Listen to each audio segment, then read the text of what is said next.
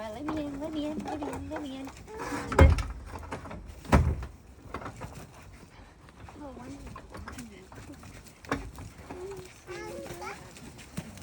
Alrighty, so we'll let them munch on that for a bit.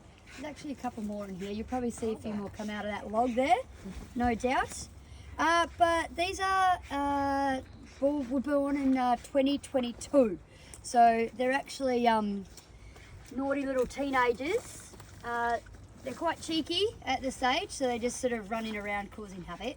But you can see they've got no scars on them yet because they haven't been through a breeding season, so this will be their first breeding season, and they haven't really been in too many fights. So that's the main cause of, you know, when they get scars and things like that, which you will see on some of our other older devils as you head through to Devil World. We've also got some really old ones there that look really beaten up, and they would be sort of the age of around about 80 or 90 in human years. So that's our retirement village, which is on that last enclosure there. So have a look around, but yeah, the young ones are getting fed today, and then yeah, we'll feed the others a little bit later on.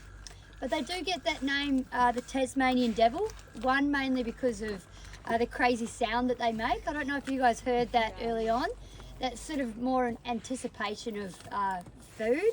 And also two, one, they're only found in Tassie, and because of their ears. At particular angles, you might see as the sun shines at particular angles, some of the devils will actually have the light shine through those ears, and it illuminates the blood vessels that are in their ears, making them look red like the horns of a devil. So hence the name the Tassie devil.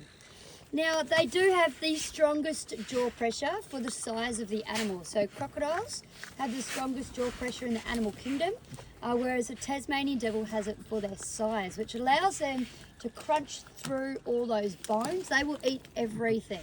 So fur, bones, meat. As you can see, they're eating the meaty part first because it's the most nutritious. The fur doesn't really have a lot of nutrients in it, but they will eat it anyway. So they are really the vacuum cleaners of the environment. They are scavengers, so they don't hunt food. They clean up everything that's already dead. They will even eat each other. So if they're dead, they will eat each other as well. So they're really important in terms of cleaning up anything that's dead to stop disease spread and things like that. So they play quite a role in the environment. Now, with that, they actually can consume about 40% of their own body weight in about half an hour. So that's probably like us eating about 4 or 5 Big Mac burgers in about half an hour. So the reason for that is because their metabolism works on a feast and fast system. So fasting is all the rage right now, and so Tasmanian devils invented it. So they will gorge themselves silly, say on a carcass like this if they found it on the road out there in the wild. But then they might go for a couple of days without eating much at all. So they don't just eat roadkill either. They'll eat anything from, you know, little duckling eggs, little ducks, insects, you know, dead snakes, all sorts of stuff. So they don't just, eat big carcasses and roadkill. But that does make up a fair chunk of their diet. As you know, if you've been travelling through Tasmania, there is quite a lot of roadkill. And one of the main reasons you see a lot more now, a lot of the older guys sort of say, hey, we didn't used to see as much roadkill because the Tassie devil population was a lot higher back then. So they'd come out at night time, clean up the roads, eat everything on there, and then you wouldn't really see much. So the population of Tassie devils is around about, a lot of people don't really like to say, and scientists don't like to say, but estimated to around about 10 to 15,000. So that was right from around about 150,000 before first explorers came. And that is mainly due to the devil facial tumour disease.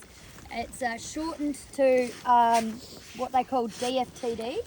But basically it's spread exactly like this. So through feeding, they bite each other, cause nicks and lesions around the face, and that causes these big tumours, and it gets to the point where they actually can't eat. So it's not the cancer that kills them, it's actually starvation.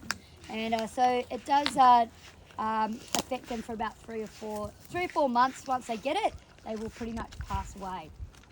So about 80% of the population has declined because of this cancer.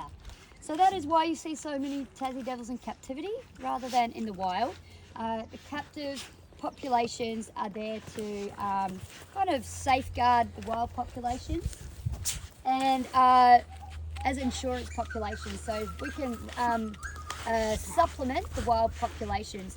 We're not out of the woods yet in terms of saving the species. It's a huge collaborative effort. So there's wildlife parks like us. We've got roughly around about 50 Tasmanian devils here that we're breeding.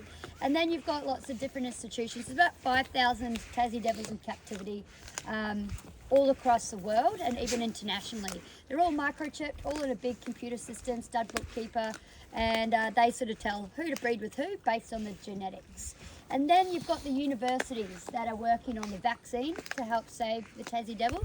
So COVID was actually beneficial to these animals because the same technology that's been used to create the vaccine for us has actually been used to create the vaccine for the Tassie devil. And then you've got the wild populations. So you've got Parks and Wildlife that are monitoring the wild populations. You've got a facial tumour disease free population on Maria Island, where they never existed in the past, but they popped them on that island so they can breed up